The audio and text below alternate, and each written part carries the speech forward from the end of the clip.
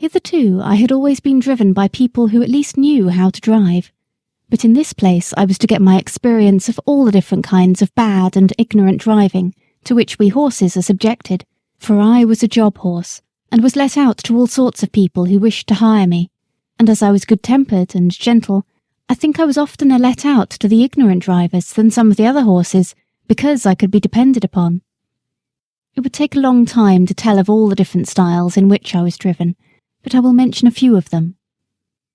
First, there were the tight rein drivers, men who seemed to think that all depended on holding the reins as hard as they could, never relaxing the pull on the horse's mouth or giving him the least liberty of movement. They are always talking about keeping the horse well in hand and holding a horse up, just as if a horse was not made to hold himself up.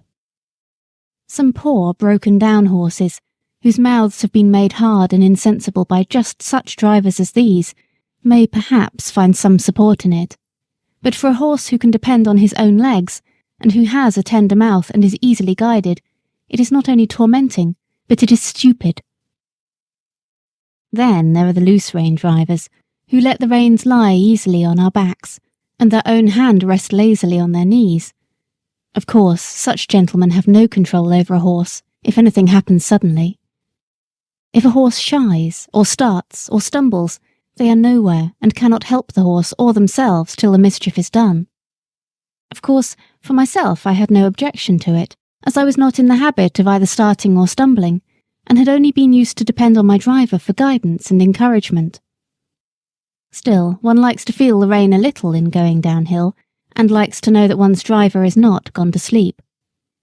Besides, a slovenly way of driving gets a horse into bad and often lazy habits, and when he changes hands he has to be whipped out of them with more or less pain and trouble.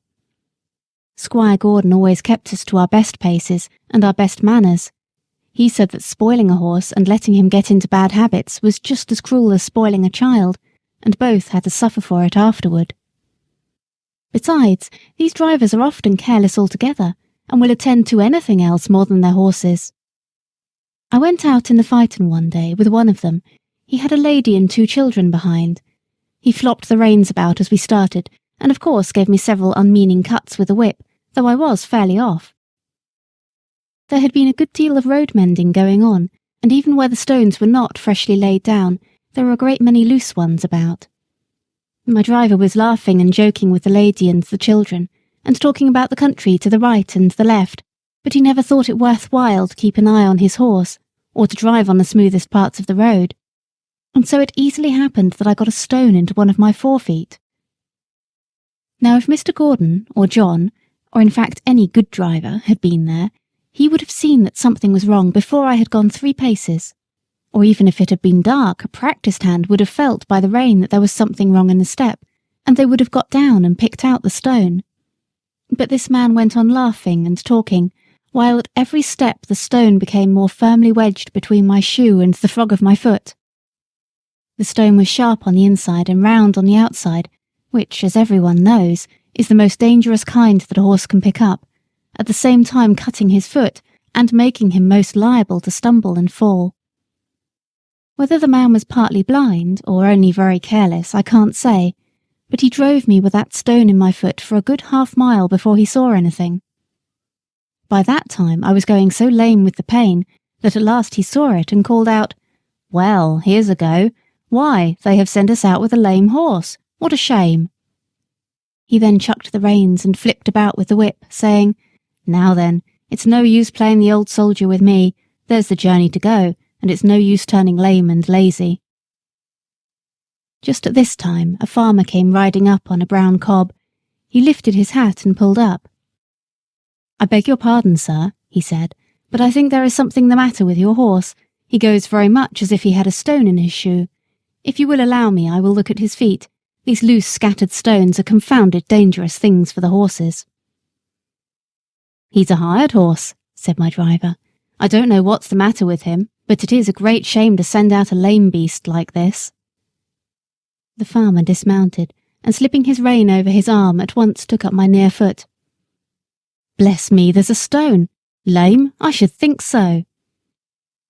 At first he tried to dislodge it with his hand, but as it was now very tightly wedged, he drew a stone pick out of his pocket, and very carefully, and with some trouble, got it out. Then, holding it up, he said, "There, that's the stone your horse had picked up. It is a wonder he did not fall down and break his knees into the bargain." "Well, to be sure," said my driver, "that is a queer thing. I never knew that horses picked up stones before." "Didn't you?" said the farmer, rather contemptuously.